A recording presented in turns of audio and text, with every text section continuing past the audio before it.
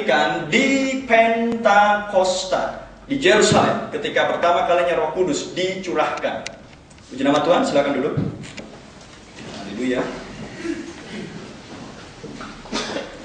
Nah, Tuhan menjanjikan pemulihan bagi gerejanya sebelum kedatangan Kristus yang kedua, the second coming of Christ, sebelum pengangkatan.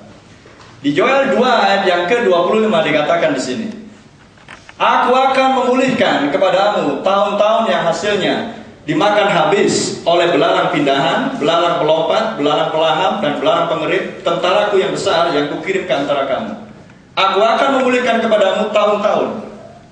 Kalau saya menjelaskan tahun-tahun ini, saya butuh waktu satu subyek, sekitar 3 jam untuk menjelaskan apa yang dimaksudkan dengan tahun-tahun ini. Karena saudara dan saya harus tahu betul, kalau Tuhan menjanjikan, Aku akan memulihkan, dan arti memulihkan adalah mengembalikan. Dengan kata lain, benda yang sudah berada pada tempatnya semula tidak lagi berada pada tempatnya, maka harus dikembalikan. Dan apa alasan itu tidak berada di tempatnya? Itulah yang butuh waktu 3 jam saya untuk menyelesaikan tentang tahun-tahun ini. Ada alasan kenapa Tuhan menjanjikan aku akan memulihkan, mengembalikan benda tersebut. Maka dalam hal ini memulihkan, mengembalikan gereja kembali pada posisinya yang semula. Kalau rel sudah keluar dari jalannya, maka rel harus kembalikan ke jalurnya. Itulah arti restorasi, pemulihan. Dan bahkan sebelum gereja keluar dari jalurnya, Tuhan sudah menubuatkan di Yoel. Jauh sebelum gereja keluar menyimpan, Tuhan sudah nubuatkan. Dengan kata lain, Tuhan tahu bahwa tiba waktunya ketika gereja perjanjian baru muncul di muka bumi, tepatnya di Yerusalem. Tuhan tahu bahwa gereja ini akan keluar melenceng dari jalurnya. Hal yang sama Tuhan sudah tahu bahwa sebelum manusia muncul di bumi untuk pertama kalinya, Tuhan tahu bahwa manusia bakal melenceng dan mengikuti dosa. Amin. Tetapi Tuhan adalah Bapa yang baik. Dia tahu karena Tuhan tidak ciptakan manusia, saudara dan saya, sebagai robot, sehingga perlu di remote control, kiri-kiri, kanan-kanan. Kita adalah manusia yang berhak untuk memilih. Itulah kesalahan yang sama terjadi di Taman Eden. Diperhadapkan di situ pohon kehidupan, pohon pengetahuan. Pilih yang mana? Pilih pohon kehidupan, hidup. Makan pohon pengetahuan, pada hari itu juga mati. Tapi apa yang terjadi? Anda tahu ceritanya kan? Manusia memilih pohon pengetahuan. Maka pola yang sama Anda terapkan dengan gereja. Gereja lahir di hari raya Pentakosta, terdiri dari banyak orang percaya di situ, tetapi pilihan ada pada masing-masing. Hal yang sama terjadi, Anda boleh memilih untuk datang ikut seminar atau tidak sama sekali. Karena hidup adalah memilih. Amin. Jadi sebelum gereja, manusia salah di dalam memilih, jauh-jauh hari Tuhan sudah menjanjikan, aku akan memulihkan. Dengan kata lain, Tuhan tahu gereja bakal menyeleweng. Tapi Tuhan janjikan, tidak selamanya gerejaku akan menyimpang. Amin. Dan kita hidup di akhir zaman. Zaman ketika Yoel 2 ayat 25 harus genap. Maka dengan kata lain, gereja di akhir zaman harus kembali kepada yang orisinil. Yang orisinil, yang asli, yang semula adalah gereja mula-mula yang dibangun Kristus pada hari raya Pentakosta. Lanjut. Di kitab Kisah Para Rasul dijanjikan hal yang sama. Kristus itu harus tinggal di sorga sampai waktu pemulihan segala sesuatu, seperti yang difirmankan Allah dengan perantara nabi-nabinya yang kudus di zaman dahulu. Petrus mengulangi apa yang diucapkan oleh Joel tentang pemulihan. Dan dia menitik beratkan kepada Kristus harus tinggal di surga sampai waktu pemulihan segala sesuatu berlangsung. Dengan kata lain, pemulihan harus terjadi dahulu, maka Kristus akan datang untuk mengambil gerejanya. Dan gereja yang mana yang akan dia ambil untuk masuk ke dalam ruang perjamuan kawin malam domba?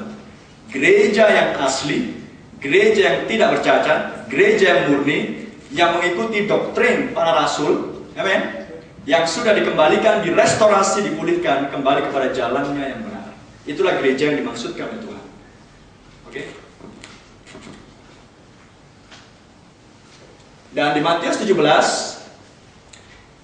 Tuhan tunjukkan oknum siapa yang akan mengadakan pemulihan. Dari mulut Tuhan Yesus sendiri, jawab Yesus, memang Elia akan datang. Yesus di bumi, tapi dia berkata, Elia akan.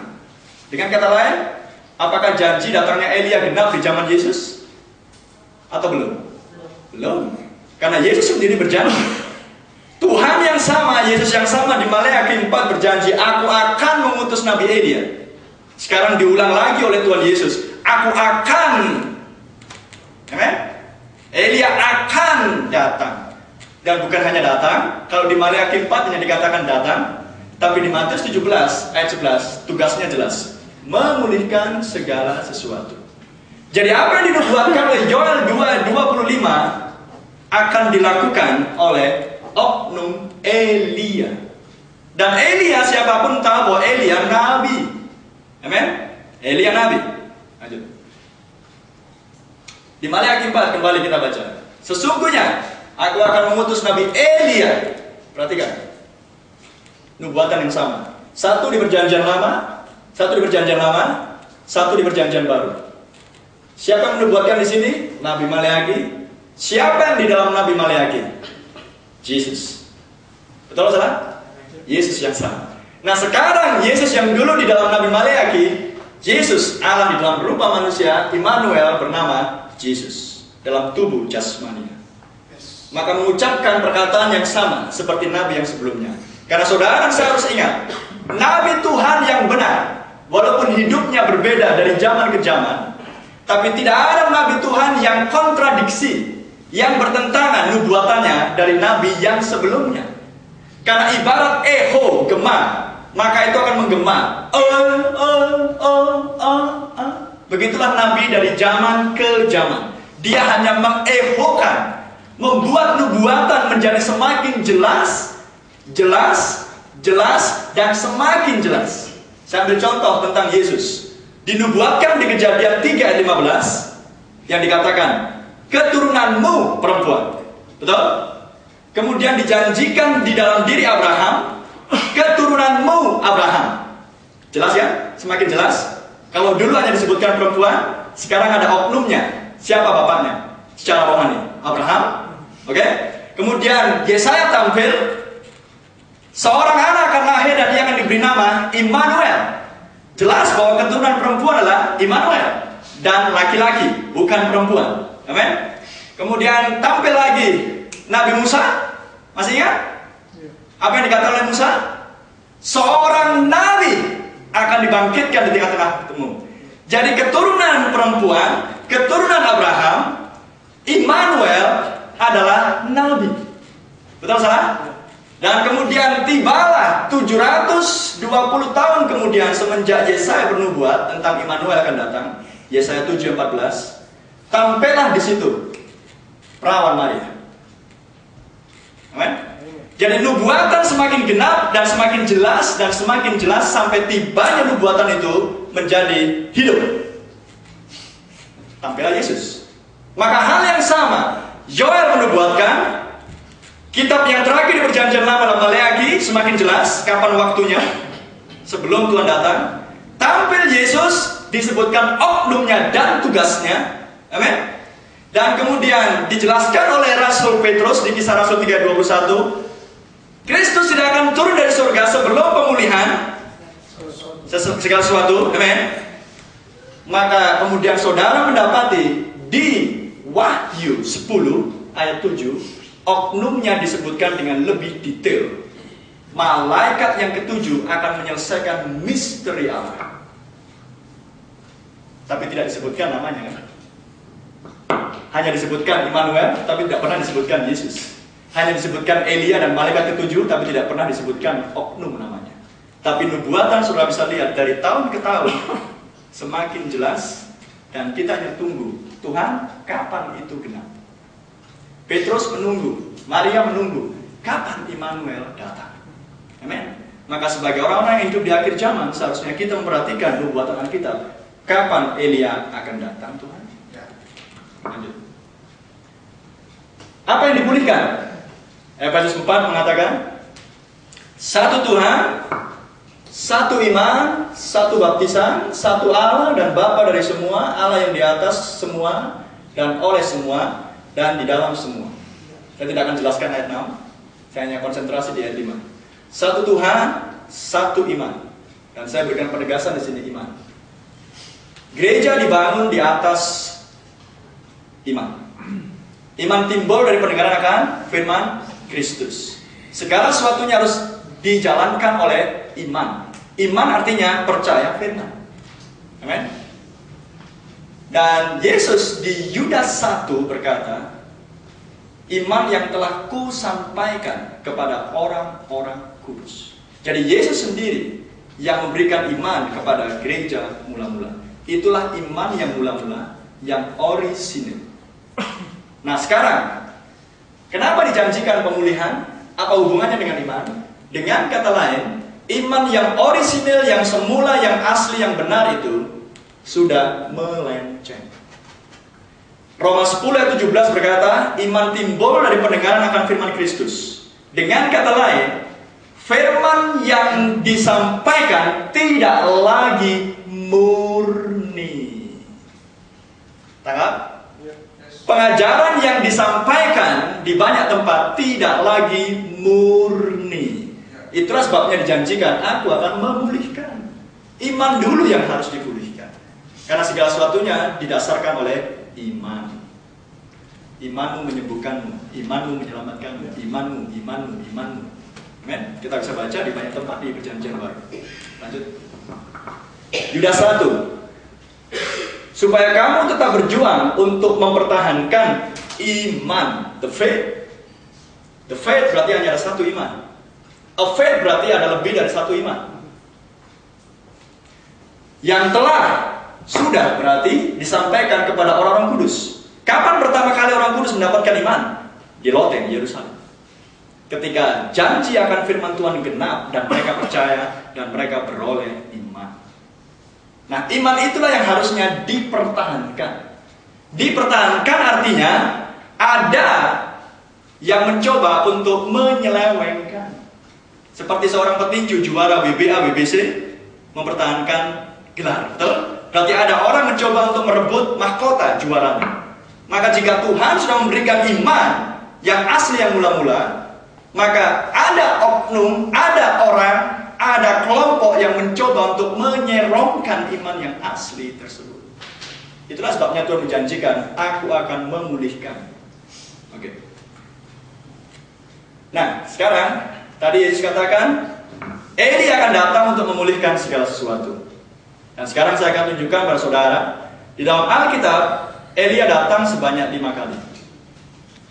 Yang pertama adalah Elia dari Tisbe. Di 1 Raja-Raja 17 ayat 1. Tidak ada catatan resmi pada manusia ini. Dari mana dia berasal, siapa orang tuanya, dan lain sebagainya. Hanya disebutkan Elia dari Tisbe. Tapi bagi kita tidak menjadi persoalan, sebab pelayanan dia lah yang sangat menunjukkan bahwa dialah nabi. Tidak ada manusia manapun di Alkitab yang tercatat yang bisa menutup langit. Hanya Elia seorang. Elia yang kedua bernama Elisa. 2 Raja-Raja 2 ayat 15. 2 rangkap roh Elia turun ke atas Elisa. Dan Elisa adalah penerus pelayanan Elia, supaya apa yang diucapkan oleh Elia genap. Elia bernubuat, Ahab akan mati dan darahnya akan dijilat oleh anjing, betul? Ahab bernubuat bahwa Isabel akan dimakan oleh anjing-anjing, betul? Dan Elisa menggenapkan nubuatan tersebut.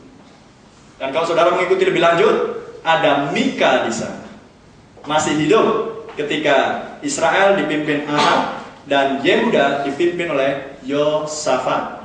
Dan Ahab punya nabinya sendiri yang bernama Zedekia. Masih ingat 2 Raja-Raja pasal 22. Kalau saudara bisa menemukan di Alkitab. Mika, seorang yang menyaksikan peristiwa penggenapan nubuatan Elia. Namun Elisa adalah nabi yang berikutnya meneruskan pelayanan Elia. Dua rangkap roh Elia turun atas Elisa. Elia yang ketiga cukup jelas karena Alkitab menuliskan semuanya tentang pelayanan Elia ini. Yohanes Pembaptis seperti dituliskan di Maleakhi 3 ayat 1 dan di Lukas 1 ayat 17. Saudara baca secara komplit Lukas 1 ayat 13 sampai 17. Malaikat datang kepada Zakaria dan mengatakan kepada Zakaria bahwa istrinya Elizabeth akan melahirkan seorang anak laki-laki dan ia akan diberi nama Yohanes Pembaptis. Siapa yang memberi nama? Zakaria atau malaikat? Siapa yang mengutus malaikat? Kalau bukan Tuhan. Maka dengan demikian Yohanes Pembaptis, Yesus katakan dia adalah seorang nabi. Dan di ayat 17, dia berjalan di dalam kuasa dan roh Elia untuk membuat hati bapak-bapak kembali kepada anak-anak. Oke, sebelum saya lanjutkan yang keempat, saya undang saudara untuk kembali ke Maleakhi 4. Saudara perhatikan di Maleakhi 4 ayat yang ke-6 terdiri dari dua nubuatan.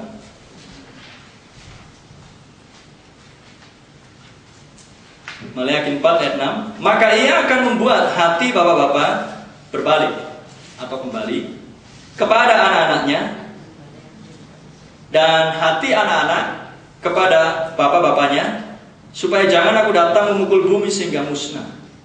Nubuatan yang pertama berkata hati bapa kembali ke anak. Nubuatan yang kedua berkata hati anak kembali ke bapa. Jadi ada dua nubuatan yang tertulis di Maleakhi 4 ayat yang ke-6. Maka saya mau katakan, nubuatan yang pertama, hati bapa kembali ke anak, genap di dalam pelayanan Yohanes Pembaptis. Seperti yang tertulis di Lukas 1 ayat 17. Lukas 1 ayat 17.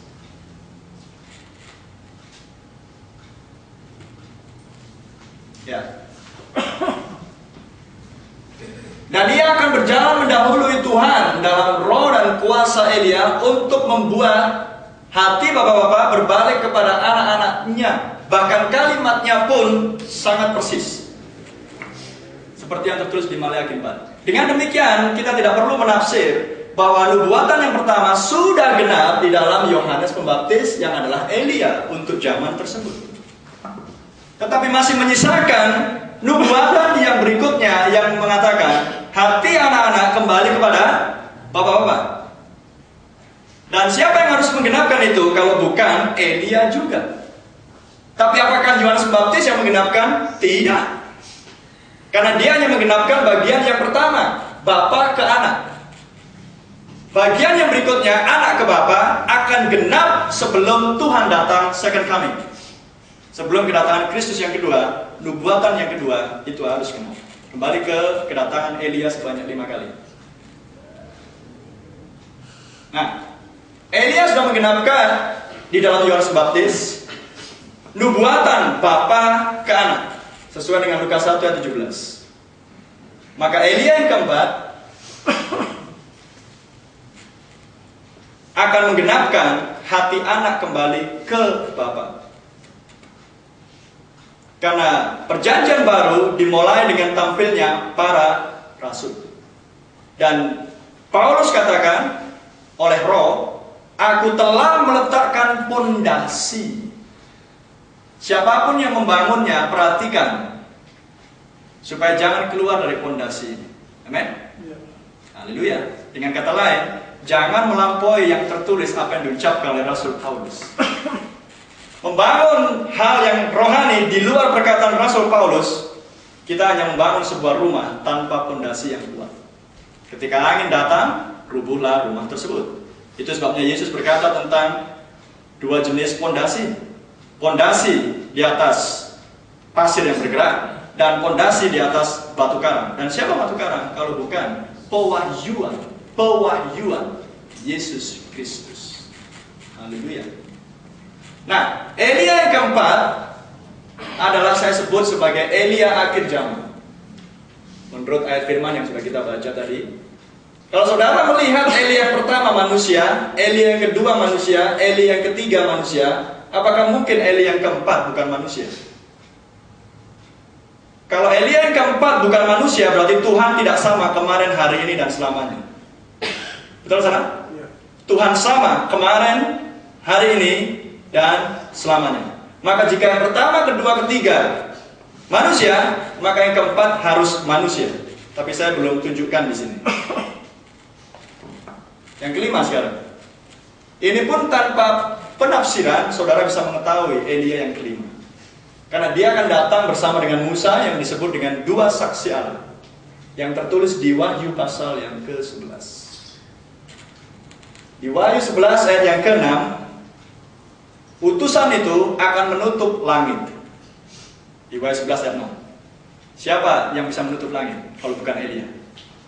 Dan yang kemudian, ia akan mengubah air menjadi darah.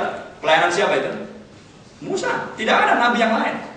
Tuhan memberikan sebuah pelayanan yang unik dan khusus supaya kita tidak perlu menafsir. Amin.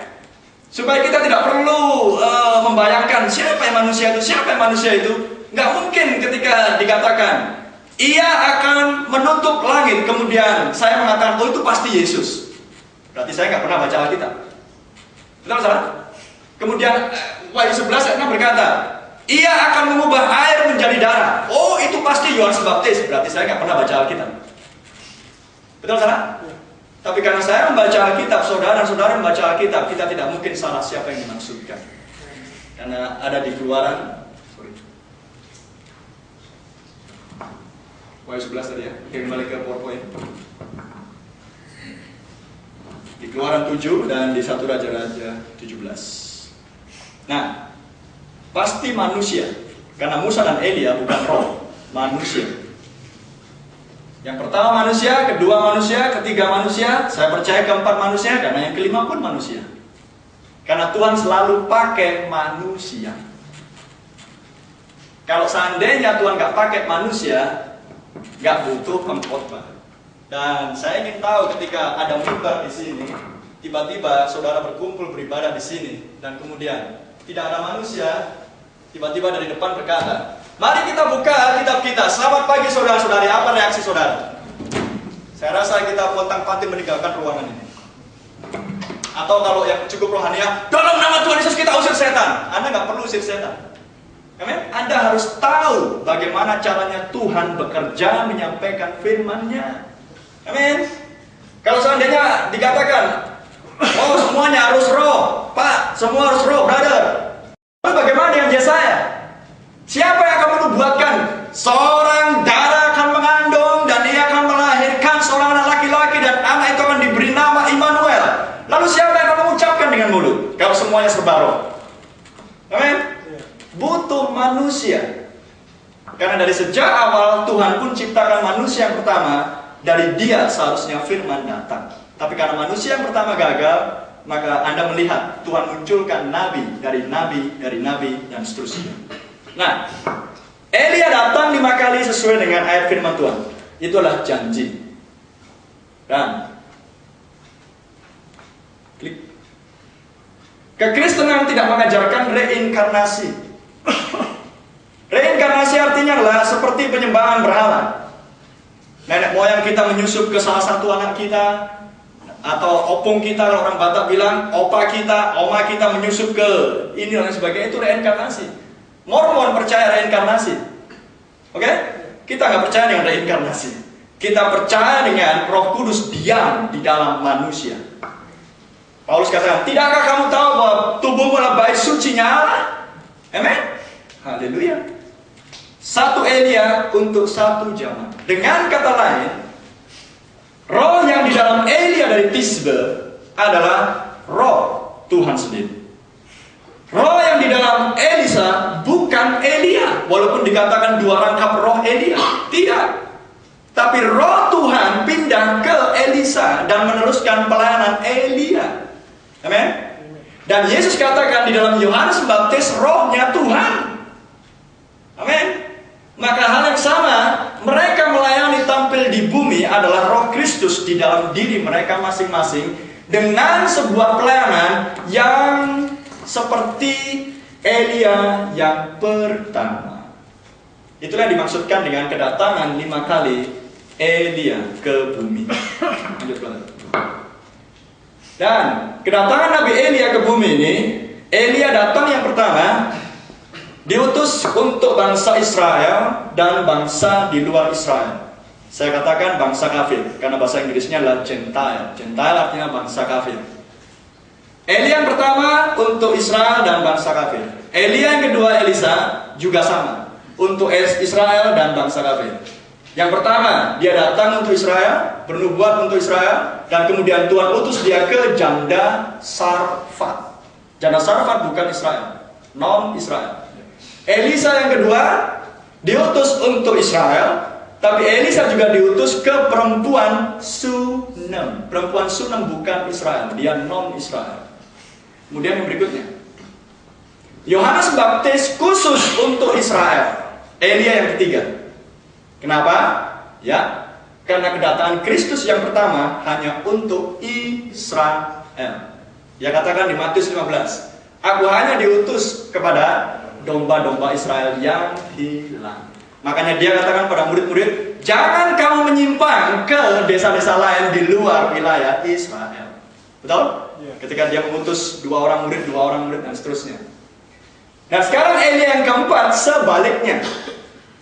Sesudah Kristus ditolak oleh Yahudi Israel, maka Alkitab berkata Injil diberitakan kepada bangsa non-Israel. Amin. Maka sekarang kedatangan Kristus yang kedua adalah untuk bangsa non-Israel. Itu sebabnya Elia yang keempat hanya untuk bangsa-bangsa kafir. Bukan, tidak ada hubungannya dengan Israel. Sebaliknya dulu, kedatangan Kristus yang pertama oleh Yohanes Baptis sebagai pendahulunya tidak ada hubungannya dengan bangsa kafir. Tetapi sesudah Israel menolak menyalibkan Mesias, sebaliknya sekarang kedatangan Kristus yang kedua yang didahului oleh Elia akhir zaman hanya untuk bangsa kafir. Pada saat kedatangan Kristus yang kedua, siapa yang menantikan dia datang? Amin. Kalau saudara menantikan dia datang, jangan lupa nubuatan Elia akan tampil. Pastikan itu supaya kita tidak melewatkan pelayanan itu. Elia yang kelima hanya untuk Israel. Namun peristiwa ini akan berlangsung sesudah mempelai wanita diangkat pada waktu kedatangan Kristus yang kedua. Dengan kata lain, kita tidak perlu menyaksikan peristiwa ini di bumi. Tapi kalau saudara melihat ini nanti terjadi, dengan kata lain, Anda melewatkan pengangkatan. Kasihan. Amin? Nah, jangan menginginkan melihat itu. Saya tidak mau melihat yang ini. Karena peristiwa ini, dunia akan ditunggang balikan seperti dulu Tuhan menunggang balikan Sodom dan Gomora. Anda bisa baca di Lukas 17 ayat yang ke-26 sampai 30. Lanjut. Nah, inilah Elia akhir zaman. Foto ini diambil pada tahun 1950. Dan foto ini bukan diambil oleh orang yang percaya kepada manusia ini. Foto ini diambil oleh para fotografer profesional di zaman tersebut yang berasal dari studio Douglas di Amerika Serikat pada waktu itu, di Texas, di kota Houston, tahun 1950. Dan kemudian ketika fotografer ini tidak mencuci cetak ini, maka dia punya 7 roll pada peristiwa pertemuan ini pada tahun 1950 di sebuah aula. 7 roll dia hendak cuci, 6 roll hangus total. Bayangkan fotografer profesional. Tapi 1 roll tidak hangus dan semuanya berisi foto ini. Suatu hal yang sangat supranatural. Dan kemudian dia sangat terheran, kok bisa ada cahaya di atas kepala manusia ini. Kemudian foto ini negatifnya diserahkan ke FBI, Federal Bureau Investigation. agen resmi Amerika Serikat untuk urusan dokumen yang tidak diketahui, yang misterius. Diperiksa, dicek, dan kemudian dimunculkan statement. Foto ini negatifnya benar. Dan kepala FBI bagian penyidik dokumen mengatakan, inilah satu-satunya foto supranatural yang pernah muncul. Dan kalau saudara percaya dengan isi Alkitab, tiang api bukan sesuatu hal yang sifatnya ngeroh. Tiang api roh, tapi bisa dilihat. Karena seluruh Israel ketika tiang api bergerak, mereka melihat tiang api bergerak. Amin.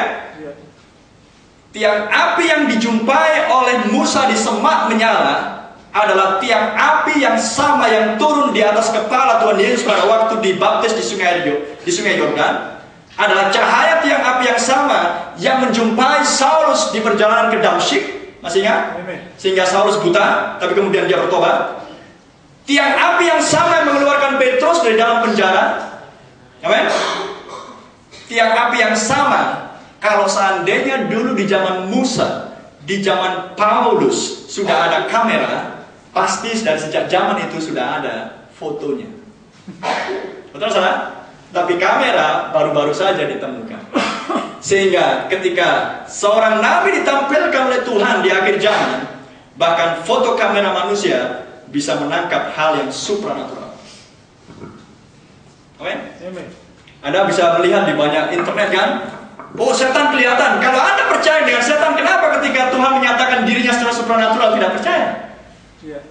Apakah lebih hebat setan berupaya timbang Tuhan? Amin? Dan ini bukti bahwa Tuhan menyertai pelayanan manusia nih dari sejak mulai lahir. Dan sekarang foto ini terpampang di aula seni dan keagamaan di Washington DC, di kantornya Barack Obama. Saking penghargaan Amerika cukup besar kepada manusia ini, karena Amerika pralambang Israel. Tuhan kirimkan seorang nabi supaya Amerika bertobat. Tapi fakta membuktikan Amerika tidak akan pernah bertobat. Betul atau salah? Apakah ada tanda-tanda Amerika bertobat? No. Setahun yang lewat, Barack Obama menteken apa? Pengesahan perkawinan sesama jenis. Untuk membuktikan Lukas 17 sama seperti pada zaman Sodom dan Gomora. Anak manusia menyatakan dirinya. Hanya untuk membuktikan dengan sangat jelas bahwa kita hidup di zaman Sodom dan Gomora, dengan Amerika, dengan fashionnya, dengan Hollywoodnya mempengaruhi seluruh dunia, tidak terkecuali di desa-desa. Amin. Semua fashion, semua gaya Hollywood, semua masuk ke seluruh dunia, tak terkecuali dimanapun. Dan kemudian dari California, negara bagian pertama Amerika yang menaikkan perkawinan sesama jenis, dan Barack Obama mendeklarasikan oke di seluruh Amerika. Padahal Amerika notabene negara Kristen. Betul salah? Dari Amerika lah muncul gereja-gereja yang Anda bisa lihat dengan berbagai macam merek di Asia, termasuk Indonesia. Karena Pentakosta dan gerakan Pentakosta dimulai di Azusa, Jalan Azusa di Los Angeles, Amerika Serikat pada tahun 1906. Dan kemudian dari sanalah kemudian mengalir Pentakosta ke seluruh dunia. Dan Amerika sangat diberkati. Tapi ketika Amerika dilawat oleh Nabi Tuhan, justru Amerika menunjukkan warnanya. Dia tidak bertobat. Dan ketidakbertobatannya seperti Israel. Tuhan kirimkan Elia pada zamannya Ahab, dan Ahab tidak mau bertobat. Justru memilih Isabel, dan justru ingin membunuh Nabi Tuhan yang benar, Elia. Amin. Sedangkan Isabel bukan Israel. Jezebel adalah wanita penyembah berhala. Dia Raja Atalia, seorang pembunuh penyembah berhala. Sehingga pada zaman Israel adalah zaman yang paling sangat buruk dalam sejarah Israel. Paling gelap. Karena di zaman itulah Israel betul-betul membuat kuil bagi Baal dan Astarte yang disponsori oleh Isabel. Ahab saking cintanya kepada istrinya, manggut-manggut saja. Apapun yang kamu lakukan sayang, lakukanlah. Betul salah? Hal yang sama dilakukan oleh Amerika Serikat. Ketika Israel punya raja-raja besar seperti Daud, Salomo, dan yang lainnya, maka muncullah kemudian penurunan degradasi kualitas pemimpin Israel sampai kepada kemerosotan yang paling fatal, penyembahan berhala, Ahab dan Isabel. Tangkap? Dan Israel masuk ke Kanaan, mengusir bangsa asli di tanah Kanaan, betul? Amori, Hewi, dan seterusnya. Kalau saudara bisa melihat ini, maka Amerika juga punya pola yang sama. Karena Amerika, kenapa mesti Amerika? Pak, kenapa enggak Rusia, kenapa enggak Inggris? Tuhan sudah lawat negara-negara itu. Amerika yang terakhir. Karena Amerika di wilayah barat. Injil bergerak mulai dari timur ke barat. Matius 24 ayat yang ke 27-28 berkata,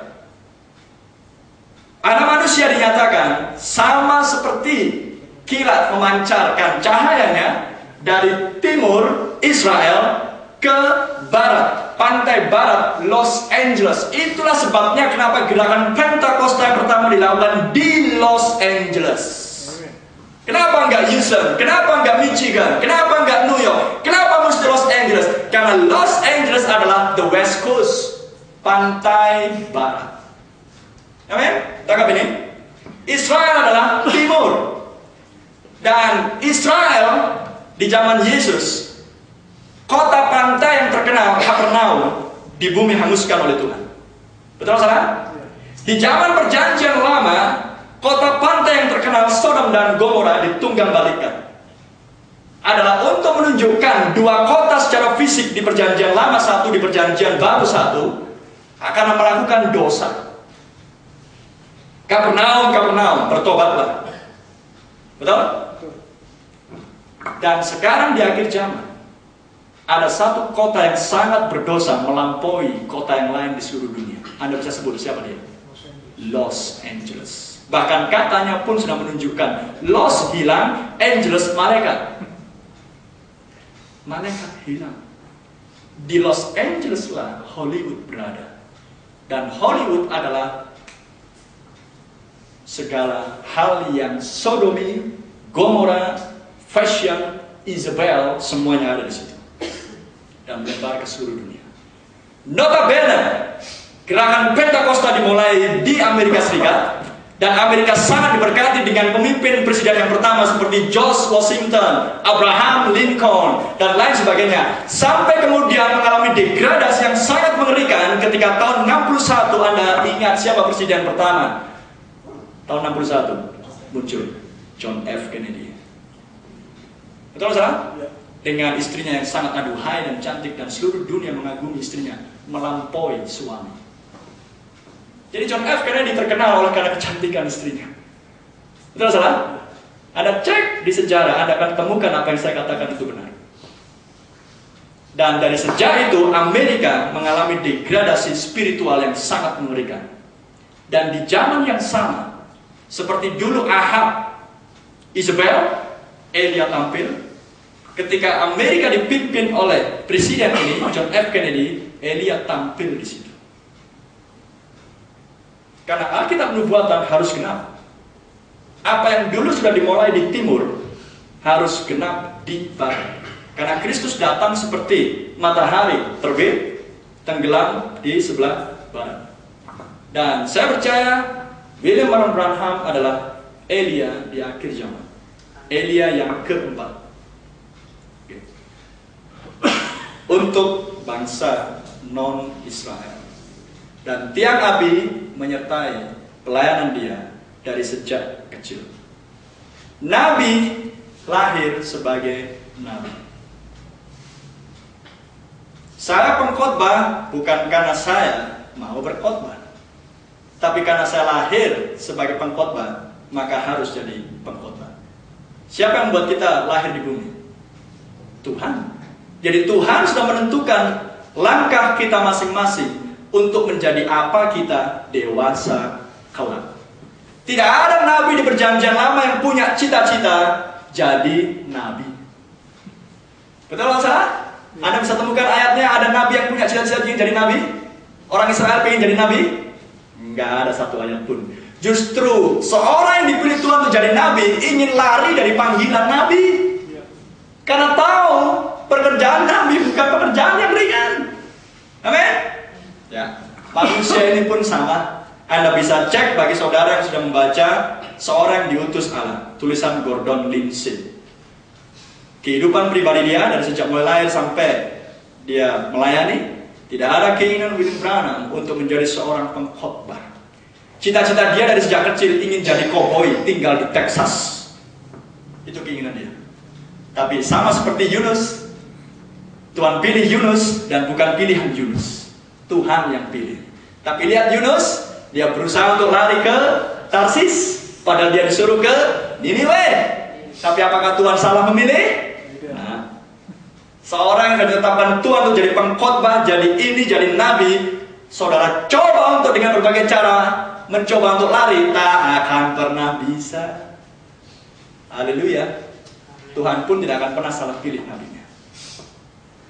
Hal yang paling indah dari kehidupan nabi ini, selain hal yang supranatural yang mengikuti pelayanan dia, adalah kerendahan hati.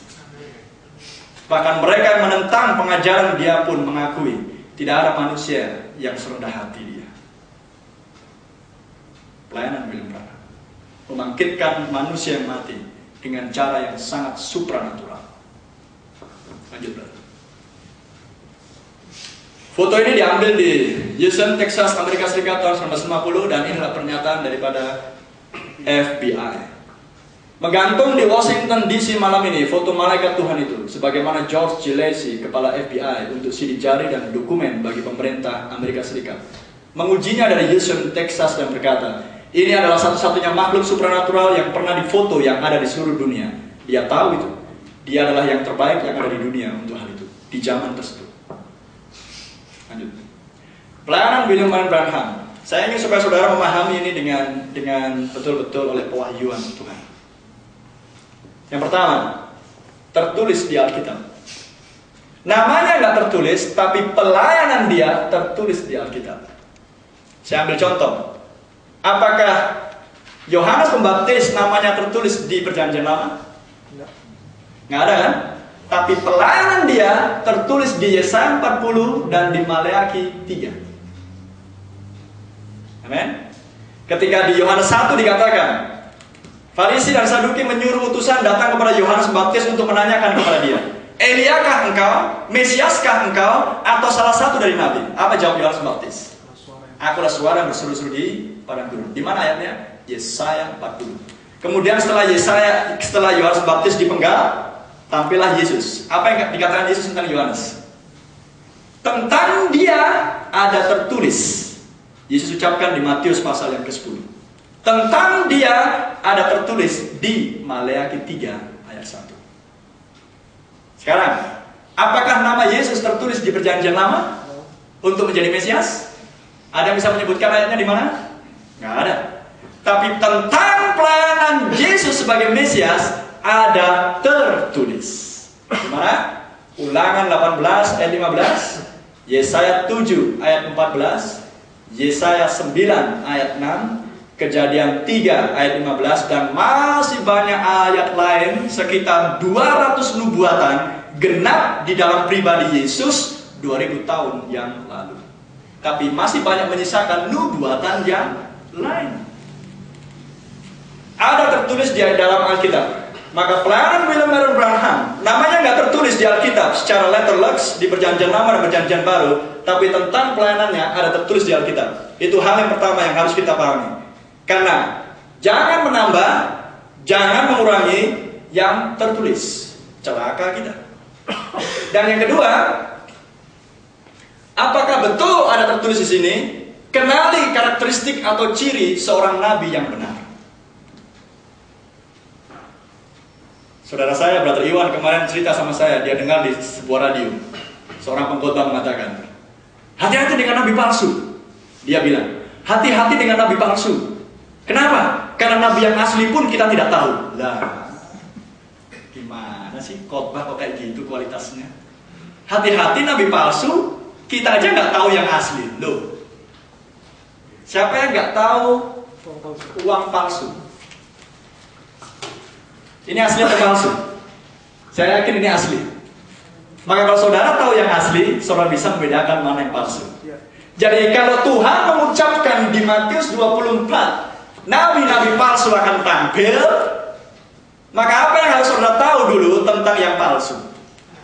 Tahu dulu yang asli. Kalau nggak tahu yang asli, itulah sebabnya kita korban penipuan dari yang palsu. Amen. Nah sekarang kita perlu mengenali ciri nabi yang benar. Haleluya. Amen. Praise the Lord. Dan yang ketiga, perlu saudara pahami, pengajaran yang benar sesudah kita tahu bahwa dia tercatat di Alkitab, sesudah kita bisa mengenali ciri nabi yang benar, kemudian yang berikutnya akan mudah bagi saudara dan saya. Pasti keluar dari mulutnya pengajaran yang benar. Gak mungkin nabi yang benar akan mengajarkan pengajaran yang palsu. Demikian sebaliknya, tidak mungkin nabi yang palsu akan mendatangkan pengajaran yang benar. Karena Yakobus sudah berkata, satu sumber hanya menghasilkan satu rasa, gak mungkin dua rasa. Betul Pak Billy ya? Gak mungkin dua rasa itu. Yang benar akan menghasilkan benar, yang salah akan menghasilkan salah. Namun masalahnya, benar salah ini mirip sekali. Situlah problemnya. Banyak orang terjebak. Maka untuk bisa mengetahui uang ini rupiah asli atau benar, kalau saudara dan saya orang awam, bukan orang bank, bukan orang finansial keuangan, gak usah bingung. Datang aja ke bank atau ke BI, cek. Nah, karena ada alatnya di situ, nggak mungkin lagi bohong. Betul?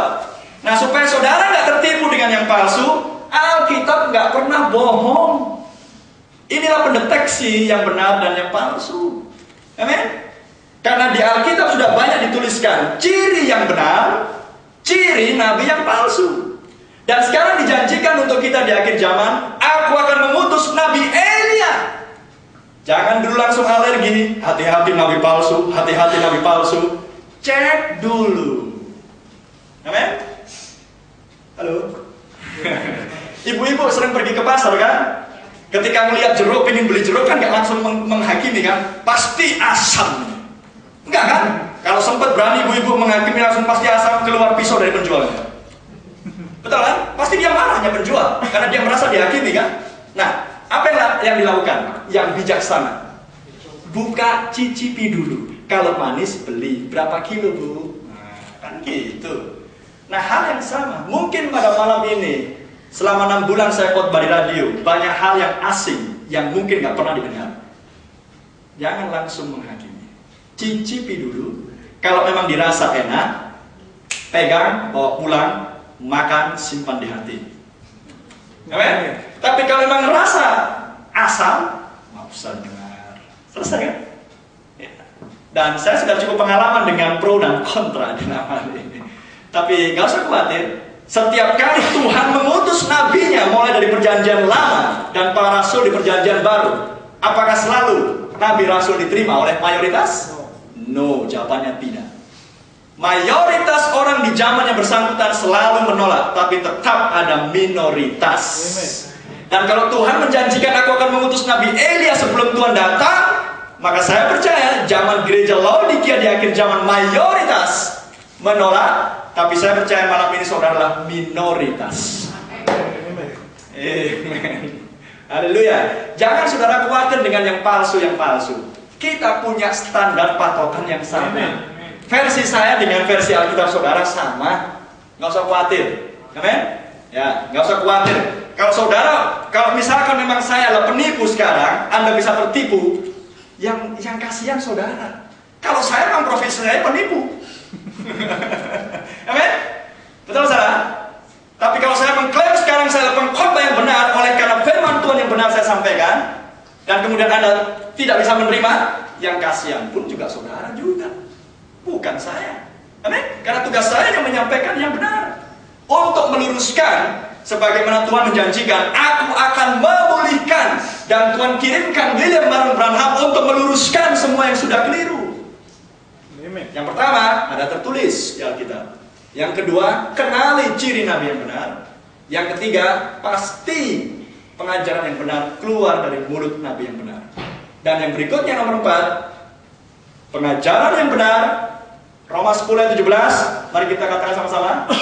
Iman timbul dari pendengaran akan firman Kristus. Iman yang mana? Yang asli. Amin. Jadi pengajaran yang benar akan menghasilkan mempelai wanita Kristus yang orisinil. Haleluya. Karena saya tahu banyak pengajaran di dunia sekarang mengklaim dirinya mempelai.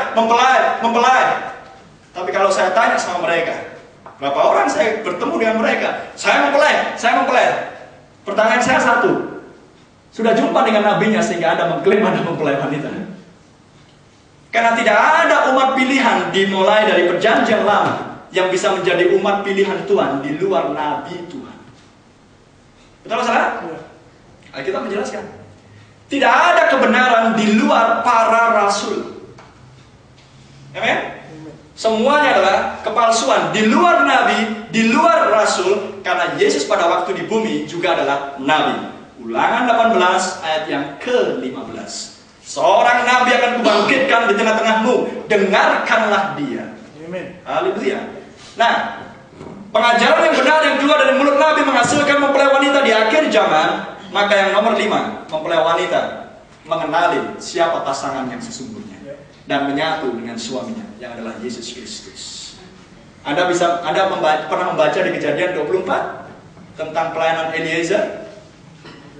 Amin.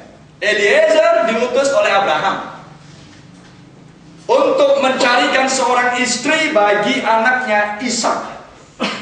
Betul? Pertanyaan saya, mungkinkah Ribka, wanita yang dimaksudkan itu, bisa berjumpa dengan Ishak tanpa lebih dahulu berjumpa dengan Eliezer? Tidak kan? Sedangkan Abraham adalah gambaran bapa di surga. Ishak adalah gambaran anak Yesus Kristus yang mencari istri di non-Israel, mempelai wanita di luar bangsa Israel. Ribka adalah gambaran mempelai wanita yang dimaksud. Betul salah? Lalu siapa Eliezer gambarannya? Kalau bukan manusia ini. Pelayanan dia tertulis di Alkitab. Jadi Anda harus bisa melihat bahwa perjanjian lama adalah bayangan dari hal-hal yang baik yang akan datang. Seperti yang dituliskan oleh Rasul Paulus di kitab Ibrani pasal yang ke-10. Perjanjian lama hanyalah bayangan dari hal-hal yang baik yang akan datang. Haleluya. Amin. Oke, lanjut dulu. Nah, sekarang inilah beberapa misteri yang disingkapkan oleh Roh Kudus melalui pelayanan William Marion Branham. Karena penyingkapan misteri ini akan menghasilkan pengajaran yang benar keluar dari mulut Nabi yang benar untuk menghasilkan mempelai wanita Kristus yang benar. Amos 3 ayat 6. Adakah sangkakala ditiup di suatu kota dan orang-orang tidak gemetar? Adakah terjadi malapetaka di suatu kota dan Tuhan tidak melakukannya? Perhatikan ayat 7. Saya koreksi bahasa di Alkitab bahasa Indonesia, karena di kitab bahasa Inggris secret. Sungguh Tuhan Allah tidak berbuat sesuatu tanpa menyatakan rahasianya kepada hamba-hambanya para nabi. Jadi kepada siapa rahasia datang? Nabi. Dan saya bukan nabi. Karena ciri nabi harus nampak. Nabi adalah pelihat, nabi adalah penafsir mimpi, nabi adalah penafsir Alkitab. Betul salah? Dan pelayanan nabi disertai dengan berbagai macam hal yang sangat supranatural. Saya punya jemaat di Kota Medan. Ada yang bertanya sama saya tentang mimpi. Dan langsung saya katakan, saya bukan nabi, maka saya nggak berani menafsirkan mimpi. Kalau ada nabi di sini, nggak usah khawatir. Sebelum kamu cerita tentang mimpimu, nabi ini sudah akan menceritakan mimpimu. Masih ingat Nebukadnezar? Bagaimana cara Nebukadnezar tahu bahwa penafsiran yang dimaksudkan Daniel benar? Nebukadnezar bilang, Aku punya mimpi, menggelisahkan aku. Dan aku ingin tahu maknanya. Hai kalian semua ahli nujum, orang-orang bijaksana di wilayah Babel. Kalian harus bisa menafsirkan mimpiku. Tapi ada syarat. Aku tidak akan menceritakan mimpiku kepada kalian, supaya dengan demikian kalian akan mencari-cari maknanya. Betul? Ya bukan Nesa, bukan orang bodoh. Amin. Apa jawab para ahli nujum orang bijaksana? Mana ada baginda orang yang bisa mengetahui mimpimu kalau bukan ilahi? Tapi Panglima Arioch mengatakan ada seorang yang bernama Belsasar. Maka dipanggillah Daniel. Dan singkat cerita, Daniel berdoa dan esoknya menghadap baginda Nebukadnezar. Dan langsung Daniel berkata, Tuhan menyingkapkan kepadaku pada suatu malam tentang mimpi baginda. Mimpi baginda adalah begini. Dan maknanya adalah begini. Apa jawab baginda? Dia pun terkagum dan percaya kepada makna yang diberikan. Jadi nabi yang benar, sebelum saudara dan saya cerita mimpi saya tadi malam, nabi akan memberitahu mimpi saya. Betul salah? Ya. Karena kalau saya cerita mimpinya, misalnya saudara ini cerita mimpinya, saya akan sesuaikan dengan keinginan saya. Bisa aja saya bilang, saudaraku, mimpimu itu artinya Tuhan suruh kamu ngasih uang ke saya. Kan repot kalau udah gitu kan? Seorang jemaat yang sangat percaya dengan pendetanya, makanya banyak jemaat jadi korban pendeta. Betul salah? Dan saya nggak pernah menginginkan hal yang seperti itu. Karena nabi yang benar tidak akan pernah mengajarkan hal yang seperti itu. Amin. Jadi rahasianya datang kepada nabi. Singa telah mengaum, siapakah yang tidak takut? Tuhan Allah telah berfirman, siapakah yang tidak bernubuat? Di Afrika, singa jantan mengaum. Secara hukum alam, semua binatang gentar. Kalau bisa lebah pun berhenti mendengung. Karena singa dianggap sebagai raja rimba. Betul? Semua binatang takut, tapi ada satu yang tidak takut. Anda tahu siapa dia? Singa betina. Singa jantan mengaum, semua takut. Singa betina pun senyum-senyum. Haleluya. Dengan kata lain, Tuhan utus nabi seperti singa mengaum, dan semua sistem denominasi buatan manusia akan terdiam dan ketakutan karena rahasianya ditelanjangi oleh nabi tersebut oleh inspirasi Roh Kudus, tetapi mempelai wanita. Haleluya. Amin. Saat yang telah tiba, pernikahan kawin anak domba telah datang. Haleluya. Lanjut, brother. Nah, pelayanan Elia di akhir zaman adalah pelayanan seperti yang dimaksudkan di Wahyu 10 ayat 7. Tetapi pada hari-hari dari suara malaikat yang ketujuh, ketika ia mulai bersuara, maka akan genaplah misteri rahasia Allah, seperti yang telah ia beritakan kepada hamba-hambanya, yaitu para nabi. Saya bukan nabi, rahasia tidak akan datang pada saya. Tetapi saya hanya mengkhotbahkan apa yang sudah keluar dari mulut Nabi Elia di akhir zaman. Saya hanya meneruskan beberapa misteri yang disingkapkan Roh Kudus. Ini yang pertama, misteri tentang predestinasi, penentuan dalam bahasa Indonesia. Tadi kita menyanyikan apa? Kita ada di dalam rencana, pikiran, dan hati Dia, kan? Itu yang dimaksudkan dengan predestinasi. Kita sudah ada di dalam pikiran Tuhan sebelum dasar dunia ada. Dan misteri ini menjadi misteri karena gereja sudah jarang menyentuh tentang doktrin predestinasi.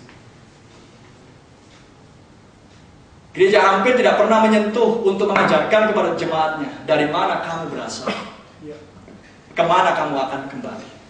Yesus, Dia berkata, aku berasal dari atas, aku kembali ke atas. Betul?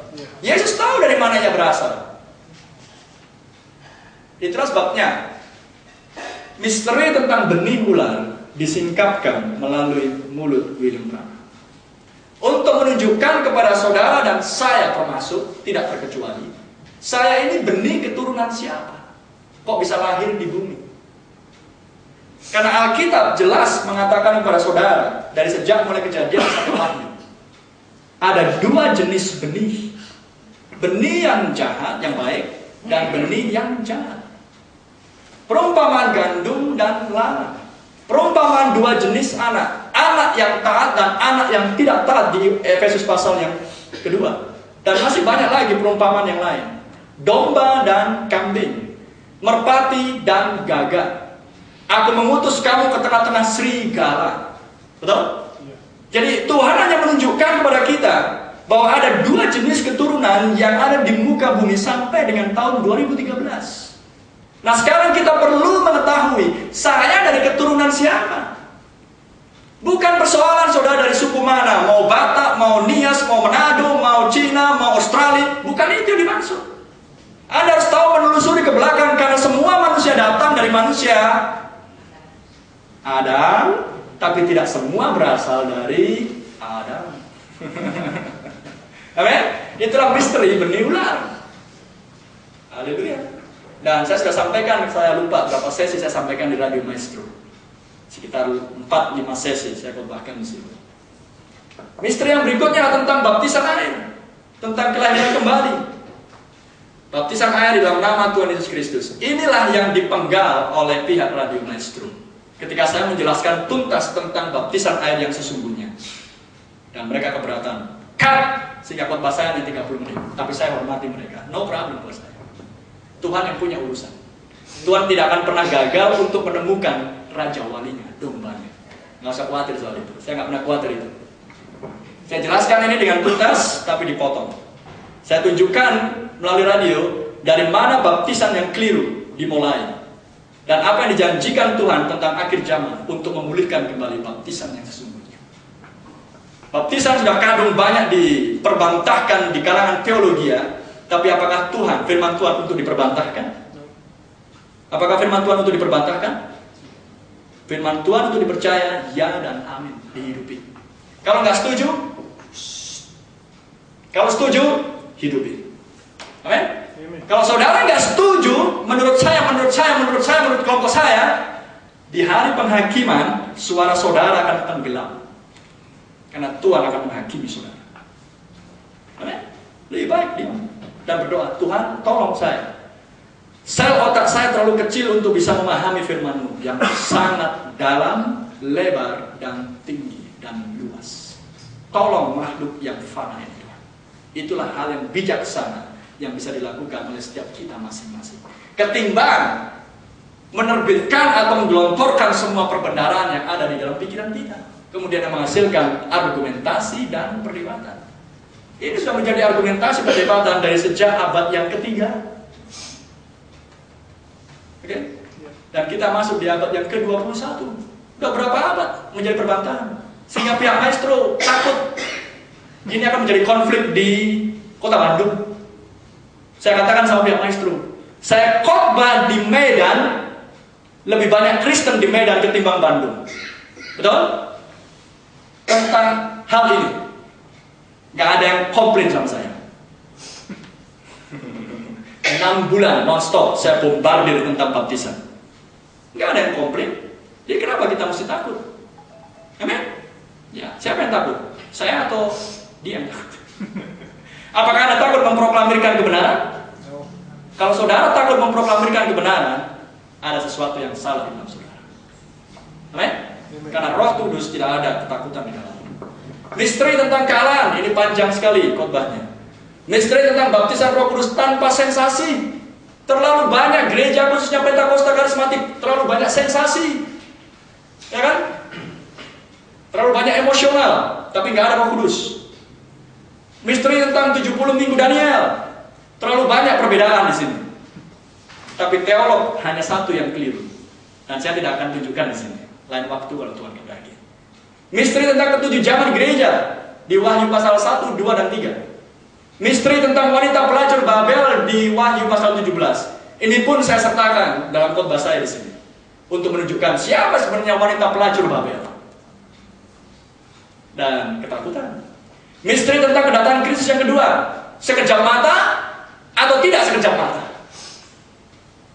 Karena banyak video beredar tentang pengangkatan. Sekejap, pilot naik pesawat, cus, kemudian hilang. Mobil lagi menyopir, kemudian cus, hilang. Tabrakan terjadi. Apakah seperti itu kedatangan Tuhan? Terlalu dangkal. Inilah misteri. Misteri tentang ketujuh meterai di Wahyu pasal 6. Misteri tentang ketujuh guru di Wahyu 10. Dan seterusnya. Mau berapa banyak kita butuhkan sesi ini? Satu sesi, 12 sesi. Satu sesi 3 jam. 3 kali 12, 36 jam. Itu pun belum selesai. Saudara, ini bukan untuk menunjukkan bahwa kita punya banyak pengetahuan. Tidak. Tapi ini untuk menunjukkan, untuk sedikit merasa penasaran. Inilah yang keluar dari mulut Roh Kudus di dalam diri William Marion Branham. Mengkhotbahkan semuanya. Dan saudara sudah membaca bukunya kan? William Marion Branham tidak pernah sekolah. Hanya lulus SD. Hanya kelas 7. Tapi dia berkhotbah di hadapan para teolog, profesor teologi di seluruh dunia. Bukan hanya di hadapan teolog. Dia duduk satu meja dengan Presiden Nixon. Dia duduk satu meja dengan Raja Farouk Mesir. Dia duduk satu meja diundang oleh Raja Fuad Arab Saudi. Dia duduk satu meja diundang oleh Jawaharlal Nehru. Dia duduk satu meja dengan para petinggi Irlandia, Jerman, dan lain sebagainya. Jamaika. Bahkan dia duduk satu meja dengan musuhnya Amerika, Fidel Castro. Siapa yang mengangkat manusia yang hanya kelas 7, naik sampai ke tingkat tinggi, melampaui para pemerintahan dunia? Kalau bukan Tuhan. Seperti Tuhan menaikkan Yusuf menjadi tangan kanan Fir'aun. Seperti Tuhan menaikkan Yesus yang untuk sementara waktu lebih rendah dari para malaikat, tapi dia naikkan dia. Betul? Dia raja di atas segala raja, tapi mau merendahkan diri serendah-rendahnya. Lahir di Paluman, di kandang yang bau, sehingga Imam Saduki dan Farisi pun tidak sanggup masuk ke kandang itu. Tapi disitulah Mesias lahir. Tuhan selalu tunjukkan tidak ada nabi yang hidup mewah. Tetapi kehidupan dan pelayanan nabi sangat mendunia, melampaui pemerintahan manapun. Anda bisa baca tentang pelayanan Brother Branham, William Branham dengan lebih lagi. Jadi misteri-misteri ini keluar dari mulutnya, sebagaimana Roh Kudus memberikan pengilhaman untuk menyampaikan. Karena inilah yang dimaksudkan dengan Aku akan memulihkan. Dengan tersingkapnya semua misteri ini yang selama ini kita tidak tahu menahu, sekarang saya dibuat tahu sehingga saya tahu membedakan mana yang benar, mana yang salah. Amin. Sehingga ketika saya tahu membedakan mana yang benar, mana yang salah, maka saya tidak menjadi korban penyelewengan dan penipuan dan penyimpangan oleh nabi-nabi dan mesias-mesias yang palsu. Itulah tujuannya. Untuk apa tujuannya? Menolong saudara dan saya.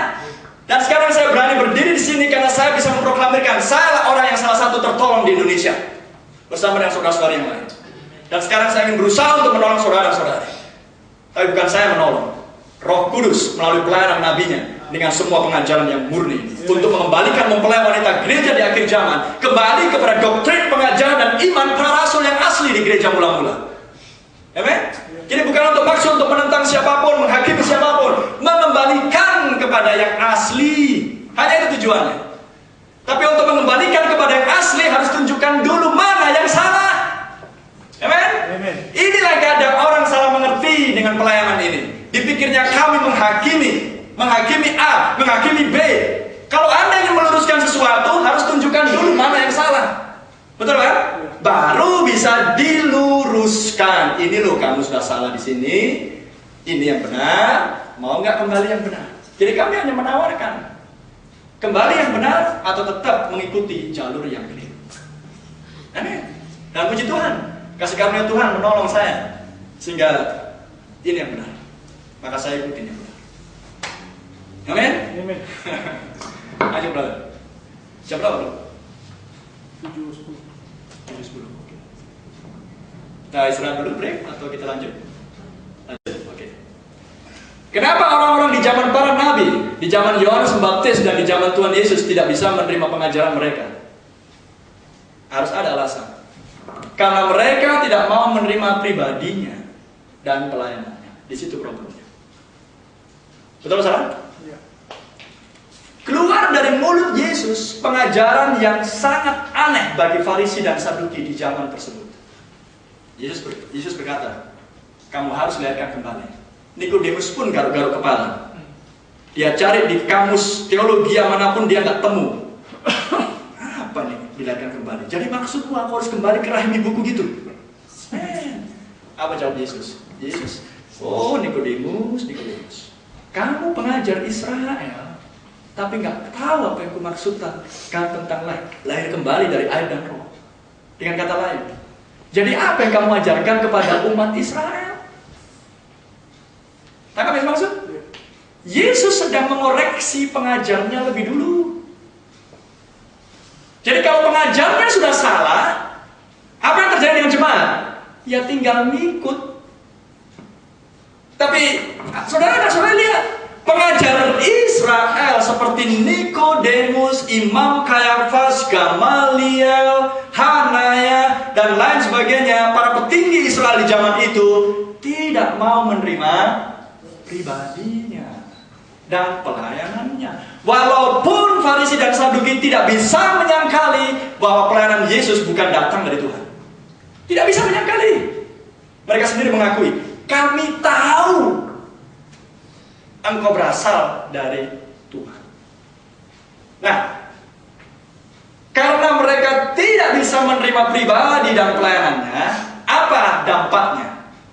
Apapun yang diucapkan Yesus sekalipun itu benar, tidak bisa diterima. Betul saudara? Disitulah letak problemnya saudara-saudara yang terkasih. Contohlah, saya pastor di Medan, saya gembala bagi jemaat. Kalau suatu hari kelak jemaat saya sudah tidak respect dengan saya, tidak bisa lagi menerima saya sebagai pribadi, apakah mereka mau menerima apa yang saya ucapkan? Gak bakal. Capek saya khotbah, gak akan bakal diterima. Betul salah? Nah, supaya Yesus adalah terbukti bahwa dia nabi yang benar, Tuhan sendiri membuktikan pelayanan dia, membuktikan pribadi dia, bahwa pelayanan dan kepribadiannya cocok dengan Alkitab. Dia katakan di Lukas 24, tidakkah kalian tahu apa yang dikatakan oleh para nabi dan tulisan para nabi tentang aku? Betul? Jadi problem utama Israel karena tidak menerima nabi pribadi. Maka saya mau hubungkan dengan akhir zaman. William Branham adalah seorang pribadi nabi yang dipakai Tuhan, dan tanda-tanda sudah menunjukkan bahwa dia nabi. Morris Cerullo, Billy Graham, A.A. Allen, Oral Robert, Benny Hinn, Kenneth Hagin, Tommy Osborne, dan masih banyak lagi nama-nama besar penginjil internasional. Mereka mengakui bahwa William Branham seorang yang dipakai Tuhan dengan sangat supranatural. Tapi problem mereka tidak bisa menerima pengajaran. Dan Anda tahu khotbah Benny Hinn Anda bisa temukan di YouTube. Benny Hinn dengan sangat sombongnya, dengan jas putihnya, dengan hidungnya sedikit mengangkat seperti orang Inggris, dan dia berkata dengan sombong, siapa yang sudah mendengar tentang William Branham? Anda lihat videonya, saya lihat videonya, dan dia katakan di hadapan jemaat, dialah nabi palsu. Pendahulu Benny Hinn seperti Morris Cerullo, Kenneth Hagin, Billy Graham sendiri, Oral Robert sangat menghormati William Branham. Tapi manusia ini yang umurnya belum sampai 60 tahun berani mengatakan nabi palsu. Dan tidak lama kemudian problem terjadi di rumah tangganya. Betul salah? Mazmur 105 berkata, jangan berbuat jahat kepada nabi-nabiku, jangan usik hamba-hambaku, orang-orang yang kurang. Betul salah? Ya. Jangan main-main dengan ayat firman Tuhan.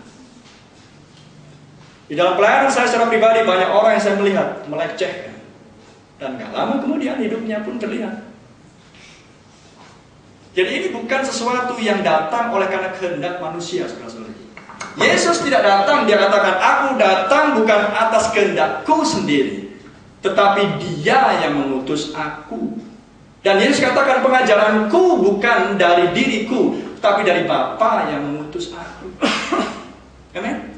Tidak ada nabi yang meninggikan dirinya untuk mencari banyak pengikut.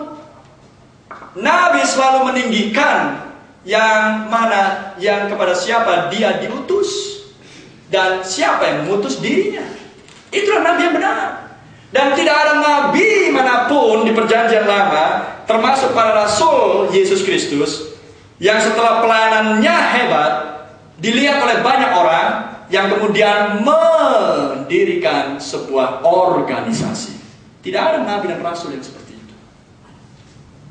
Semua nabi selalu menyendiri, semua rasul selalu menyendiri ketika dia tahu waktunya pelayanannya sudah berakhir, dan tidak mencoba untuk mendirikan organisasi manapun. Betul salah?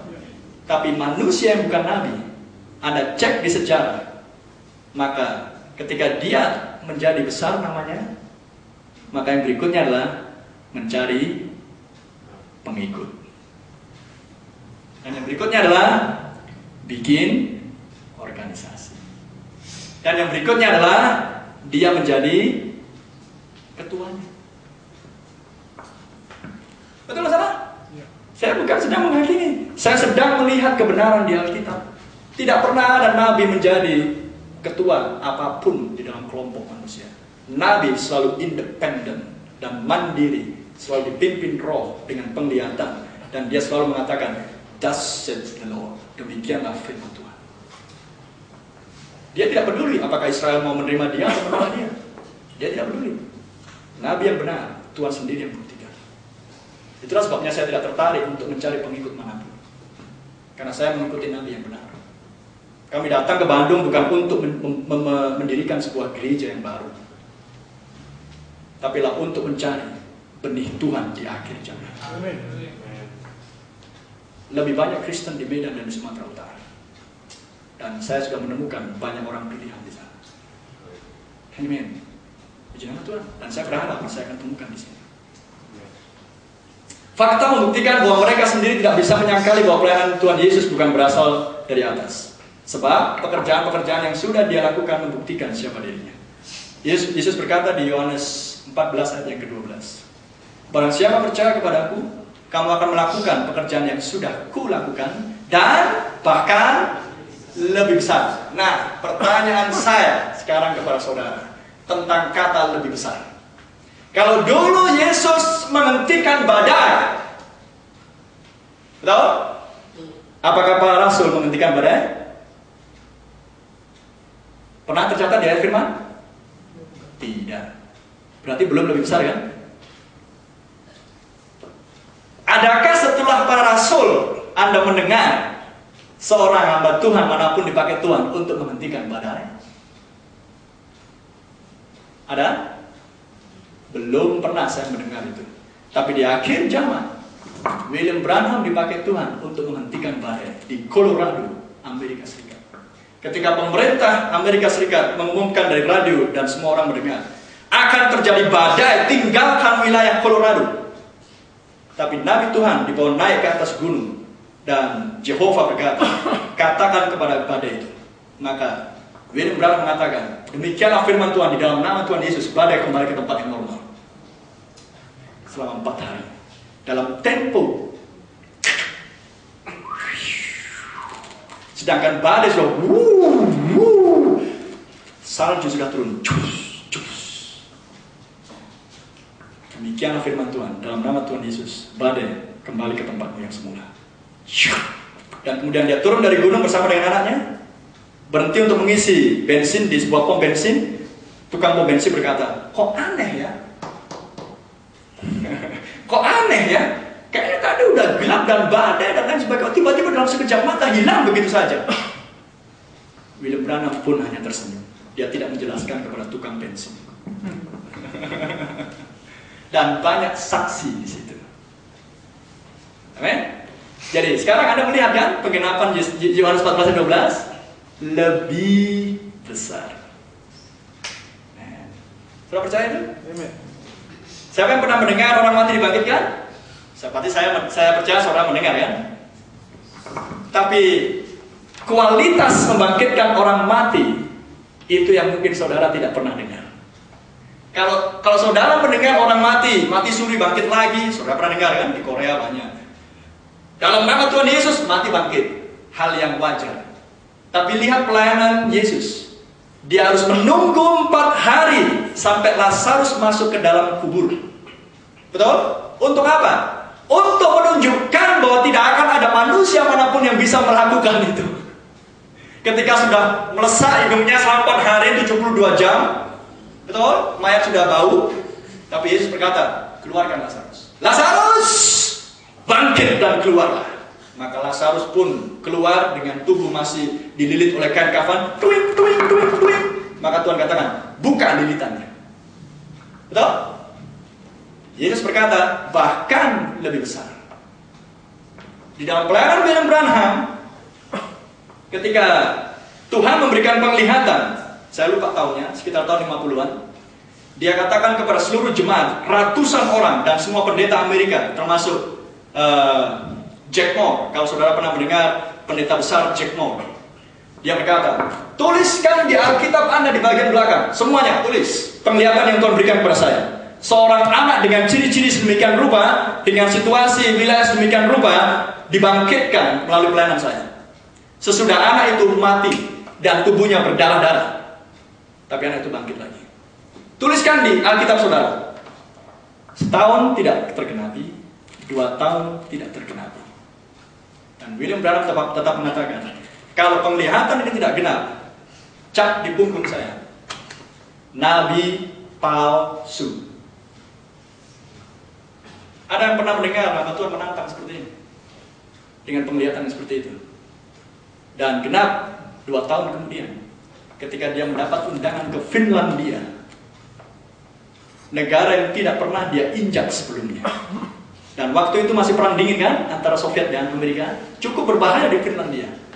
Karena ketika dia di Finlandia, radio Soviet sudah mengumumkan mata-mata Amerika Serikat datang ke Finlandia. Padahal yang datang seorang pendeta, tapi Soviet mengumumkan mata-mata. Anda bisa cek itu di sejarah. Nah, kemudian apa yang terjadi? Soviet siaga di perbatasan Finlandia. Dan ketika hari istirahat, tidak ada KKR, William Branham diajak panitia naik mobil melintasi sebuah daerah.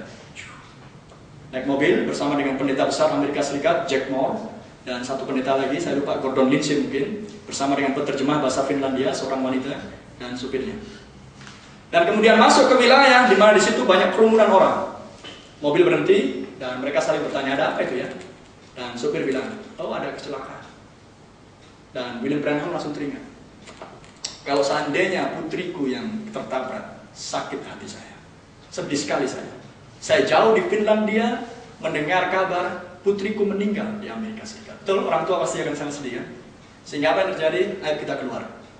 Ketika pendeta besar Amerika keluar dan melihat situasinya.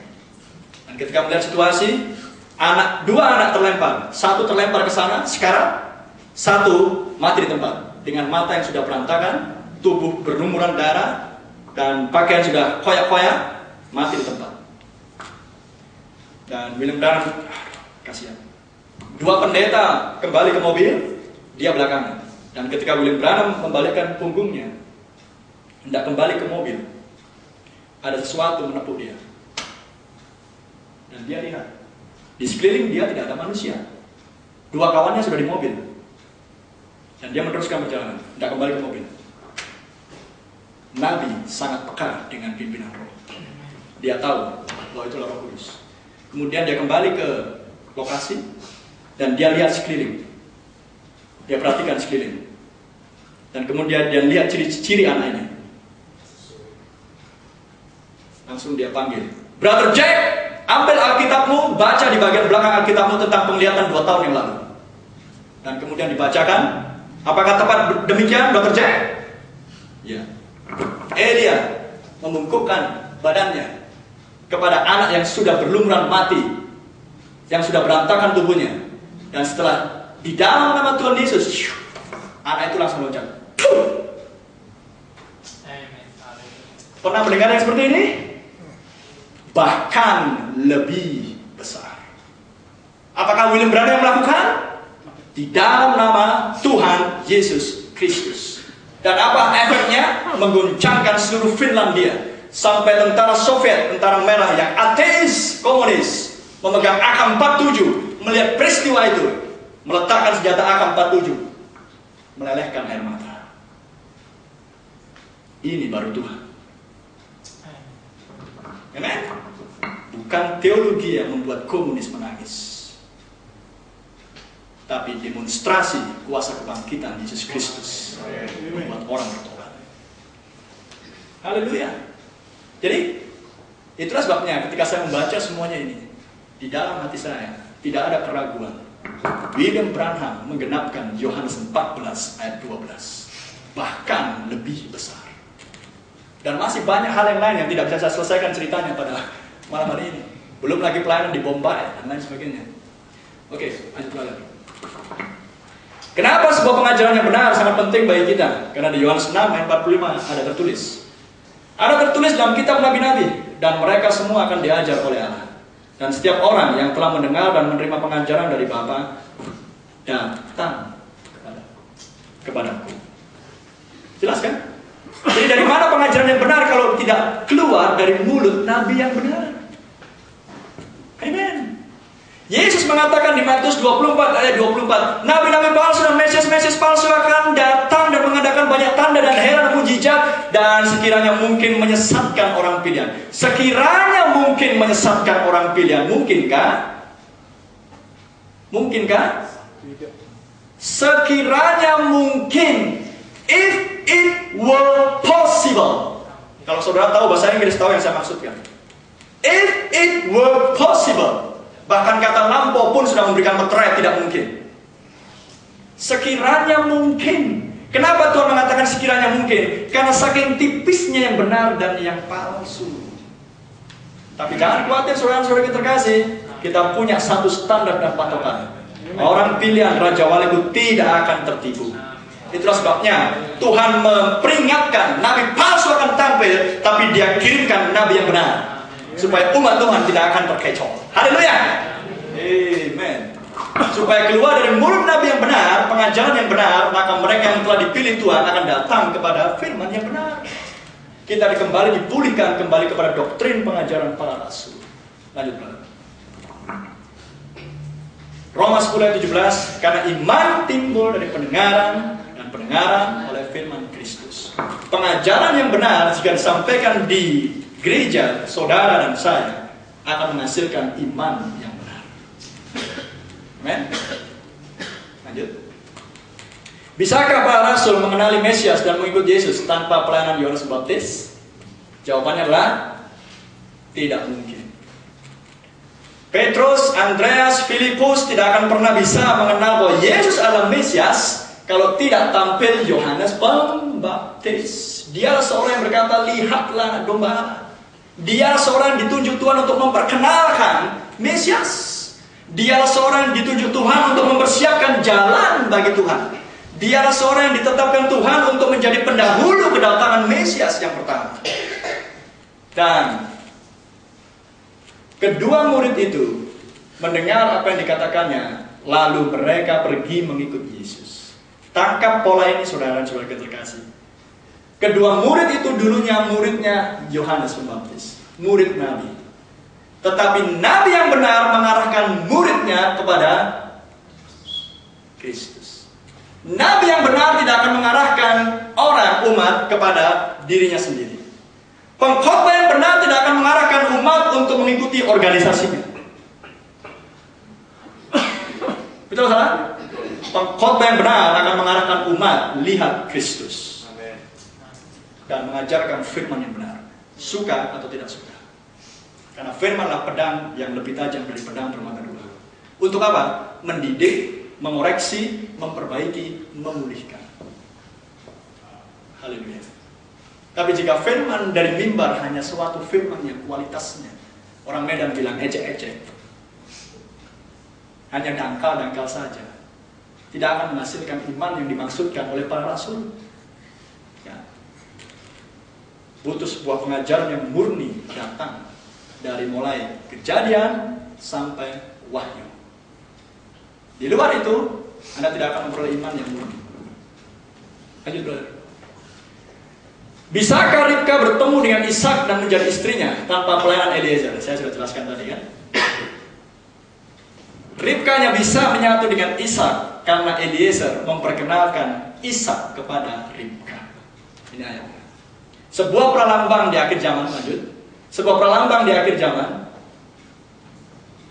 tentang pelayanan Elia di akhir zaman.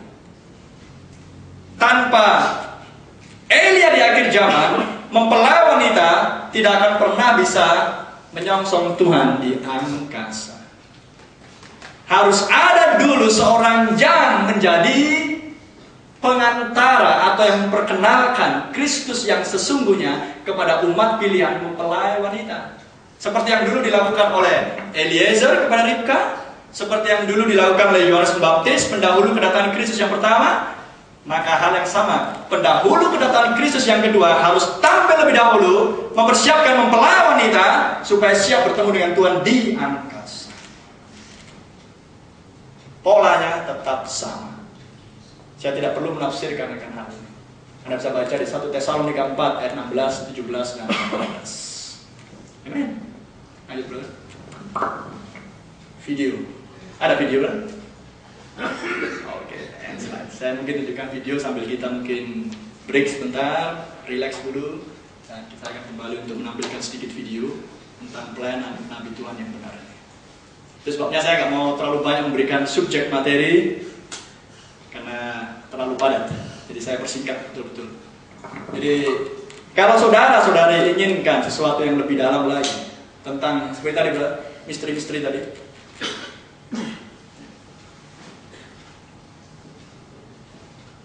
Banyak misteri tadi. Ya, seperti ini contoh. Masih banyak yang lain. Kalau saudara menginginkan untuk mengetahui lebih panjang, lebih jauh dan dalam lagi tentang hal ini, saya tidak akan keberatan untuk bisa menjelaskan kepada saudara-saudara dengan senang hati. Selama saya masih ada di Bandung, dengan senang hati saya akan mau menjelaskan. Jika hati saudara terbuka. Dan kalau saudara mengundang, dengan senang hati saya akan datang. Saudara nggak usah ongkos saya tiket, karena Tuhan sudah supply saya semuanya. Nggak usah khawatir soal itu. Saya hanya datang tubuh ini, pakai mulut ini dan iman saudara percaya. Hanya itu aja. Saya bukan tipe hamba Tuhan yang sulit didatangi atau dijumpai atau ditelepon. HP saya 24 jam online. Saya punya 4 nomor. Oke? Dan di sini pun ada Brother Iwan, bisa menolong saudara dan saudari untuk bisa share lebih lanjut tentang misteri. Tapi yang inti adalah buka dulu hati, kenali dulu pribadi Nabi yang benar, maka Tuhan akan menolong untuk menyingkapkan semuanya. Dan pengajaran yang benar dari ini akan menghasilkan iman yang murni kembali. Oke, kita break sebentar. Oke, Brother Noli, saya minta berdoa sebentar. Kita akan break dulu. Kita mau nikmati apa yang sudah bisa kami sediakan malam ini untuk kita nikmati bersama-sama berkat Tuhan.